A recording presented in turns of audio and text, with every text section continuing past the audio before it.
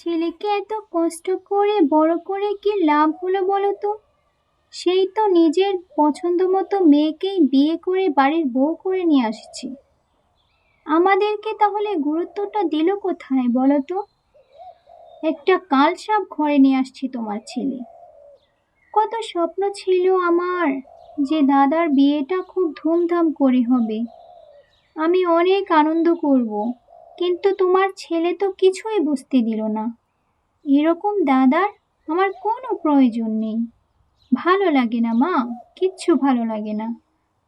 এই কথাটা যখন ভাবি মাথাটা খারাপ হয়ে যায়।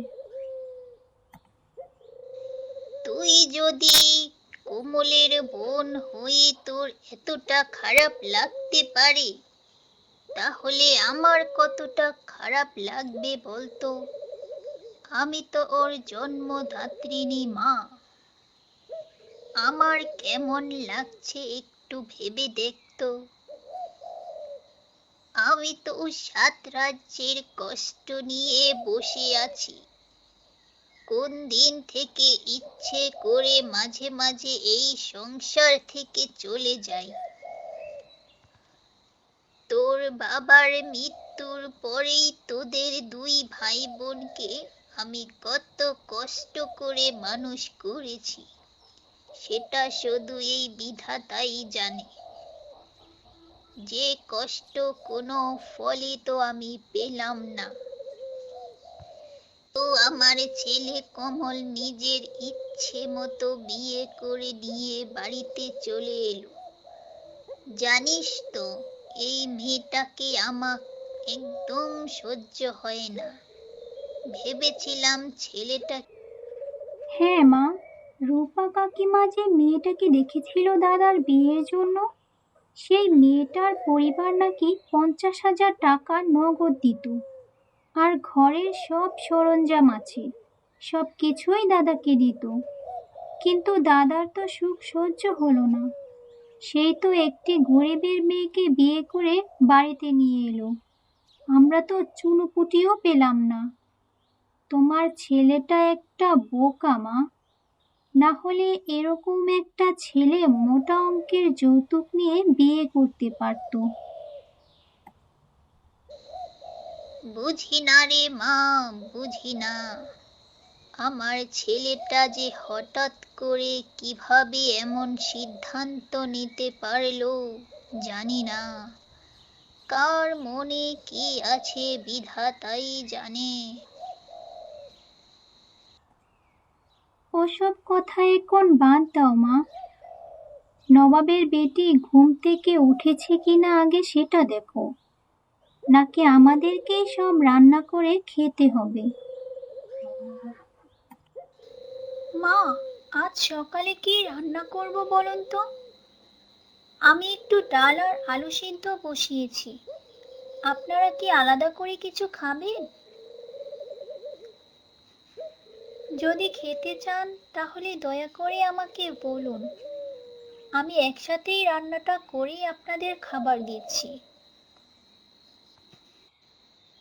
এ কেমন মেয়ে আমার ছেলে বিয়ে করে নিয়ে আসলো! এখনো বিয়ে হলো না, 7 দিনও হয়নি, এখনই আমার সংসারকে তার সংসার করে নিতে চাচ্ছে। শোনো মেয়ে, এই সংসারটাকে তোমার করতে আমি জীবনেও দেব না, মরে গেলেও দেব না। এটা আমার তিলে তিলে গড়া একটি সংসার, আর আমাদের রান্না আমরা করেই খাবো। তুমি চুপচাপ এখান থেকে সরে পড়ো। আরে না না মা, আপনি আমাকে ভুল বুঝছেন। আমি আপনার সংসার কেন কেড়ে নেব? আমি এই সংসারে কেড়ে নিতে আসিনি মা। আমি আপনাদের সঙ্গে মিলেমিশে থাকতে এসেছি। সংসারের বউ হিসেবে আমার তো কিছু দায়িত্ব কর্তব্য আছে, তাই না? সেটাই পালন করার চেষ্টা করছি মা। বলো রূপা, তোমার কি খেতে মন চায়? আমার কি খেতে মন চায়? আমার মন চায় মানুষের মগজ খেতে, ইচ্ছে করছে মাথাটা ফাটিয়ে মজকটা বের করে খেয়ে ফেলি। আমার কিচ্ছু খেতে ইচ্ছে করছে না, যাও তো বাপু এখান থেকে তুমি। আপনাদের কষ্টের কারণ হবার জন্য আমাকে ক্ষমা করে দেবেন মা। আমি চাই না আমার জন্য কেউ কষ্ট পাক। আমার কি ভুল ছিল মা? আমি তো শুধু এটাই জিজ্ঞেস করেছিলাম যে আপনারা কি খেতে চান। ঠিক আছে মা, আমি আমার পছন্দ মতোই রান্নাটা করছি, তারপর আপনাদের খাবার দিচ্ছি।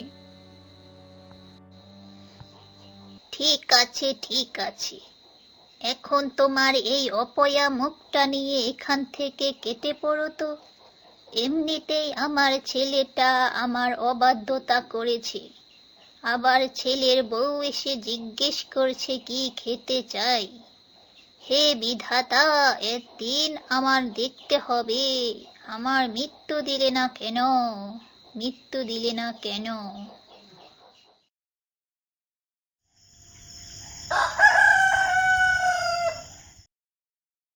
কমলের বউ, ও কমলের বউ, তুমি কি বাড়িতে আছো? একটু বেরিয়ে এসো না, তোমার চাঁদ মুখটা একটু দেখি। কই গো কমলের বউ, আমি তোমার প্রতিবেশী বৌদি হই গো, একটু বেরিয়ে এসো না গো। মানুষের মুখে তোমার কত প্রশংসা শুনেছি, তুমি নাকি দেখতে বেশ মিষ্টি, তাই তোমার জন্য একটি মিষ্টিও নিয়ে এলাম। মিষ্টি বউর জন্য মিষ্টি।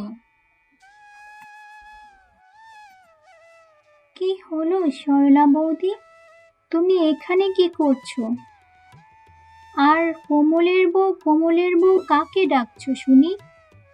শোনো সরলা বৌদি, আমার ভাই যে মেয়েকে বিয়ে করেছে না, আমরা কিন্তু তাকে এখনো মেনে নেইনি।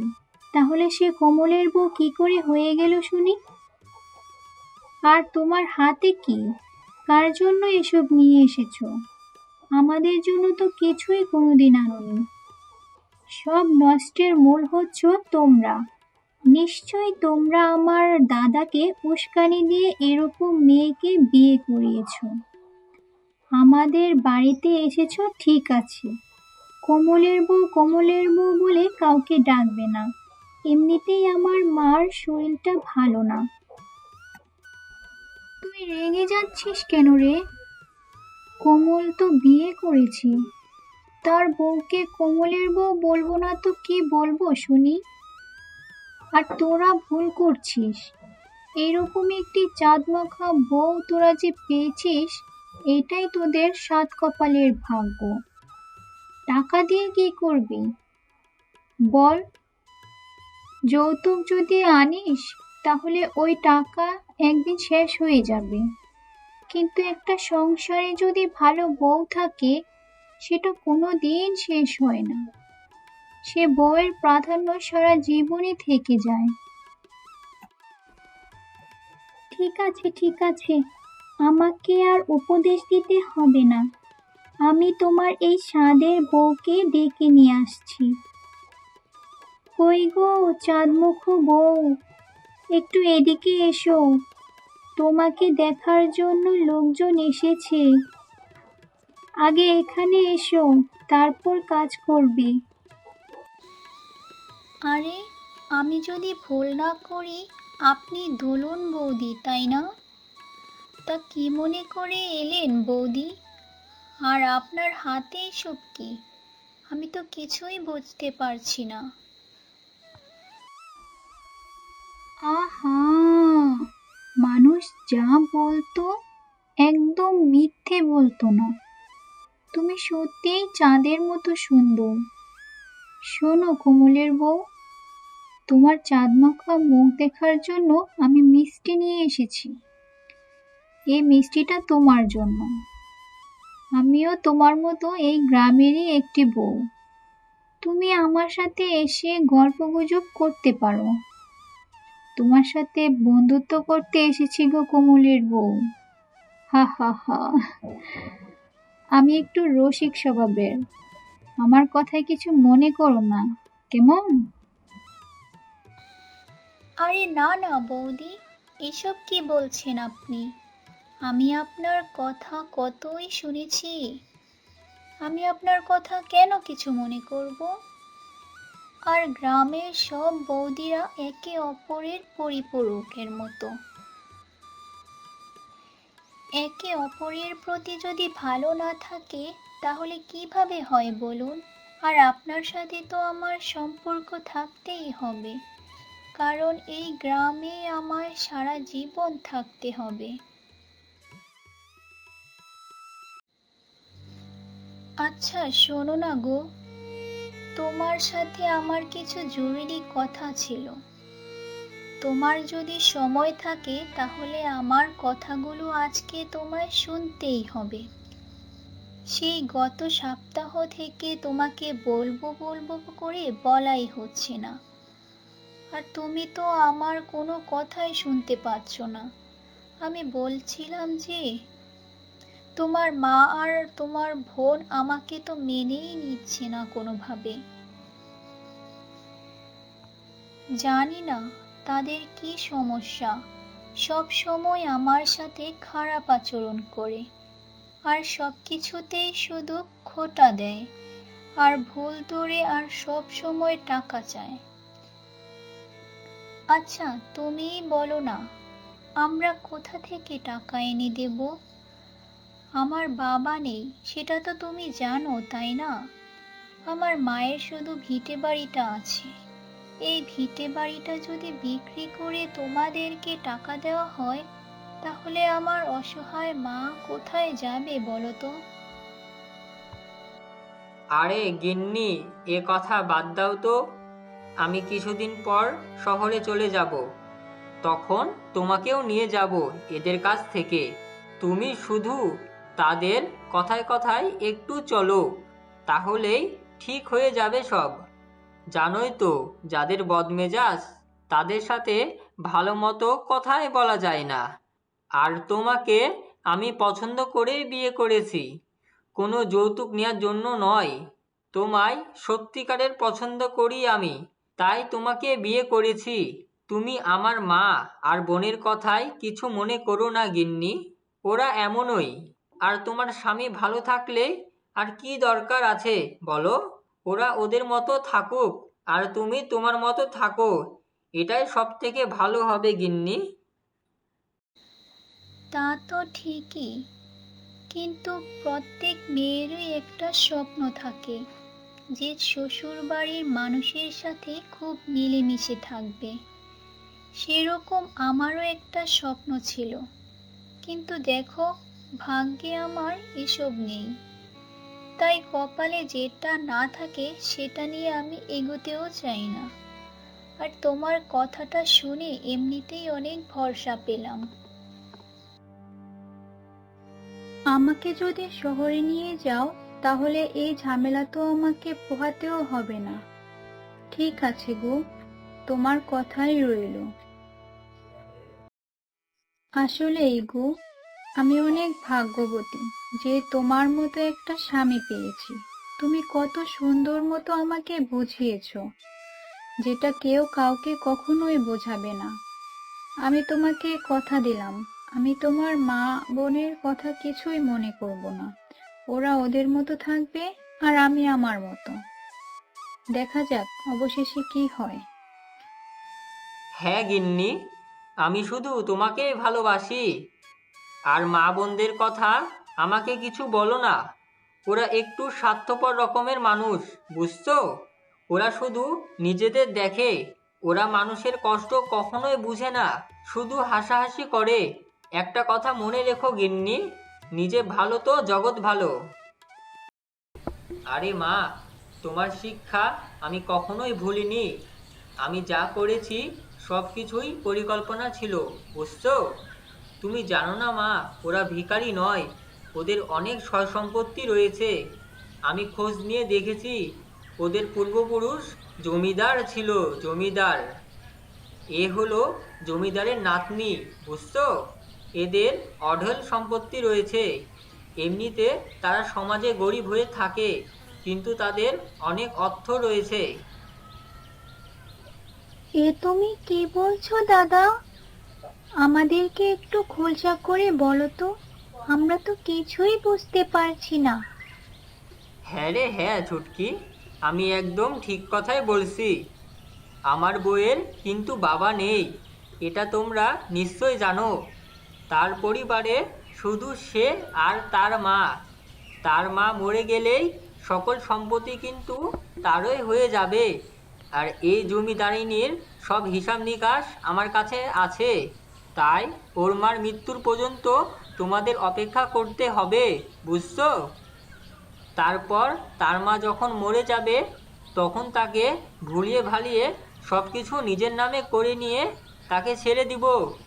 তখন তুমি হবে জমিদারের মা, আর তুই হবি জমিদারের বোন, বুঝছিস? হা হা হা হা। বা বা বা কমল রে, এটা তুই আমাকে কি শোনালি রে বাবা? আমার জীবনে তো দুঃখ কষ্ট ছিল, সব কিছুই নিমিষে দূর হয়ে গেল। আয় সোনা, বুকে আয়, তোর প্রতিবার প্রশংসা করতেই হচ্ছে। আরে মা, এটা তোমার ছেলের প্রতিভা নয়, এটা হচ্ছে তোমার দেওয়া শিক্ষা। ওকে মিথ্যা ভালোবাসার জালে ফেলে আমি আস্তে আস্তে সবকিছু সেরে নিব। হা হা হা হা হা।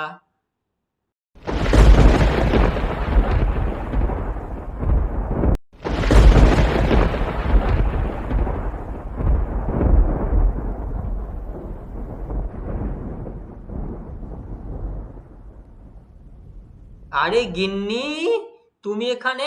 না না না না, মানে ভিতরে এসো না। আরে গিন্নি, তুমি এখানে? না না না, মানে, আরে ভিতরে এসো না। আমাকে ভুল বোঝো না গিন্নি, আমাকে দয়া করে একটু বোঝো। আমি এসবের লোভে নয়, বিয়ে করিনি তোমাকে। আমাকে বিশ্বাস করো গিন্নি, বিশ্বাস করো। আমি তো তোমাকে ভালোবেসেই বিয়ে করেছিলাম গিন্নি। বাহ বাহ কোমল, বাহ, তুমি তো খুব ভালো খেলতে পারো। আমার তো ভাবতেই ঘেন্না হচ্ছে যে তোমার মতো লোভী একটা লোককে আমি বিয়ে করেছিলাম। ছি ছি ছি ছি, তোমার মন মানসিকতা আর ভেতরটা এত জঘন্য, এত কুৎসিত, যা আমি কল্পনাও করতে পারছি না। আমি সবকিছুই শুনে নিয়েছি, আর আমাকে কিছু বলতে হবে না। তুমি আমার কাছে বলছো এক, আর তোমার মা বোনের কাছে বলছো আরেক। আর তুমি সবকিছুই জানতে। আমার পূর্বপুরুষ জমিদার ছিল। আমাদের জমিদারি পূর্বপুরুষদের সকল গুপ্ত সম্পদ, সকল গুপ্তধনের সন্ধান তুমি জানতে। সেই লোভে পড়েই আমাকে বিয়ে করেছো তুমি, তাই তো? কিন্তু কথায় আছে না, যে রাখে বিধাতা মা রেখে। আমি এখন সবকিছুই জেনে ফেলেছি। শোনো কমল, আমি তোমার সংসারে এসেছিলাম একটু সুখ করার জন্য, একটু সবার সাথে মিলেমিশে থাকার জন্য। কিন্তু যেখানে নিজের স্বামী এইরকম প্রতারক, এরকম মিথ্যাবাদী, সেই সংসারে আমি আর এক মিনিটও থাকবো না। আমি এখনই চলে যাচ্ছি আমার বাপের বাড়ি। আর বাপের বাড়ি গিয়ে তোমার কাছে তালাক পাঠিয়ে দিব। আমার ভেতরে লজ্জা করছে যে তোমার সাথে ছিলাম আমি এতদিন। ভালোবাসা, হাহা, ভালোবাসা তুমি আমাকে, ভালোবাসো তুমি আমাকে, তাই তো? তা আমি এতক্ষণ দাঁড়িয়ে যা শুনলাম সেগুলো কি ছিল? তোমরা প্রস্তুত থেকো, আমার সবকিছু আমি ফিরিয়ে এনে তারপর তোমাদের আমি যোগ্য শাস্তির ব্যবস্থা করব। তোমরা শুধু প্রস্তুত থেকো। এ তুই কি কথা বলছিস মা? তোদের বাবাদের পূর্বপুরুষদের জমিদার ছিল, তোর বাবা তো এ ব্যাপারে আমাকে কিছুই বলেনি। কিন্তু তোর বাবা বলেছিল যে একটা কথা বলবে আমায়, কিন্তু সে কথাটা বলার আগেই তিনি মৃত্যুবরণ করেছিলেন। কিন্তু মা, তুই একদম কাঁদিস নে, চিন্তা করিস নে। আমাদের দিন এবার ঘুরবে। তারপর সবকিছু বুঝে নেওয়ার পর ওদেরকে আমরা যথেষ্ট শিক্ষা দেব। ওদের প্রতারণার শাস্তি ওদেরকে পাওয়াবো। তুই একদম কাঁদিস নে মা। যে লোকটা প্রতারণা করে মিথ্যে কথা বলে তোকে বিয়ে করেছিল, লোভে পড়ে তাকে আগে শাস্তি দেব। আমিও দেখতে চাই রে মা, এটা দেখে মরতে পারলেও আমি শান্তি পাবো। আমার মেয়েটার জীবন নিয়ে কিভাবে সে ছিনিমিনি খেলতে পারলো, আমি তো সেটাই বুঝতে পারছি না।